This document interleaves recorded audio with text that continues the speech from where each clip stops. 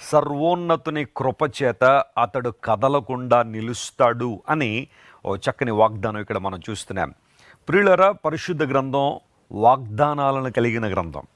దేవుని వాగ్దానాలు మన జీవితాల్లో నెరవేర్చబడడానికి దేవుడిచ్చాడు. వాగ్దానాలను తీసుకెళ్ళి క్యాలెండర్లోనో లేకపోతే టేబుల్ మీద పెట్టుకోవడానికి మాత్రమే కాదు, దేవుని వాగ్దానాలు మన జీవితంలో నెరవేర్చాలని దేవుడు ఆశిస్తున్నాడు.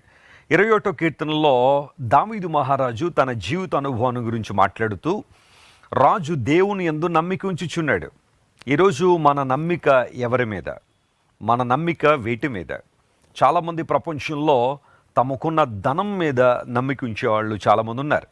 ధనం ఉండడం తప్పని కాదు, కానీ ధనం మీద నమ్మిక ఉంచడం తప్పు అని బైబిల్ సెలవిస్తూ ఉంది.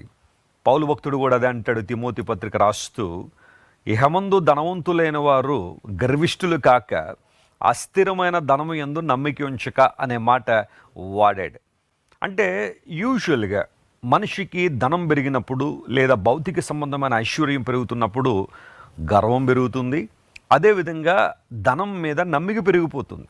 చాలామంది ఈ రోజుల్లో అలాంటి నమ్మిక కలిగి ఉండి పతనం అవుతున్నారు. కానీ నీవు నేను దేవుని యందు నమ్మిక ఉంచగలిగితే, సమస్తమును ధారాళముగా దయచే దేవుని యందు మనం విశ్వసించగలిగితే, ఆ జీవితం ఆశీర్వాదకరమైన జీవితం.